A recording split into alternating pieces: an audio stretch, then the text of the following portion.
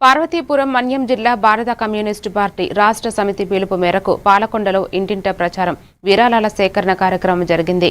Party జిల్లా కార్యదర్శి కూరంగి మన్మథరావు, నియోజకవర్గ కార్యదర్శి బుడితి అప్పలనాయుడు ఆధ్వర్యంలో జరిగింది.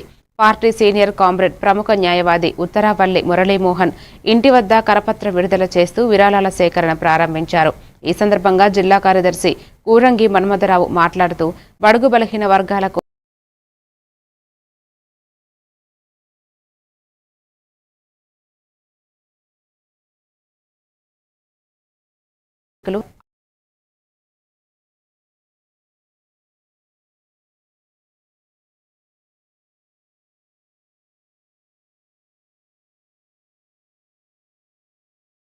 కూటమి ప్రభుత్వం తీసుకొస్తున్నటువంటి విధానాల వల్ల ఆయా వర్గాల్లో జరుగుతున్న నష్టాలని తెలియజేయాలని, అదే క్రమంలో మౌలిక వసతులు కల్పించడంలో కానీ, ప్రధానంగా ఆరోగ్యం విషయంలో, విద్య విషయంలో ప్రైవేటీకరణ మీద మమకారంతో దారాదత్తం చేయడానికి జరుగుతున్న ఈ దోపిడీ విధానానికి అనుకూలంగా జరుగుతున్న అంశాల మీద ప్రజల్లోకి విస్తృతంగా ప్రచారం చేయడానికి భారత కమ్యూనిస్ట్ పార్టీ సిపిఐ నిర్ణయం చేసింది రాష్ట్ర సమితి.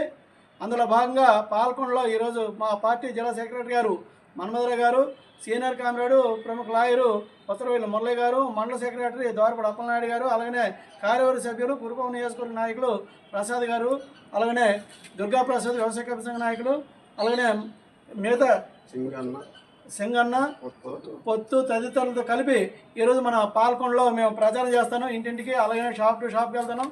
ఈరోజు ప్రచారమే కాదు, ప్రజల పక్షాన్ని పోరాటాలు చేస్తుంది కమ్యూనిస్టులు. కమ్యూనిస్టులకి వ్యక్తిగత ఆస్తుల మీద కానీ వ్యక్తిగతంగా సంపద కానీ ఉండదు.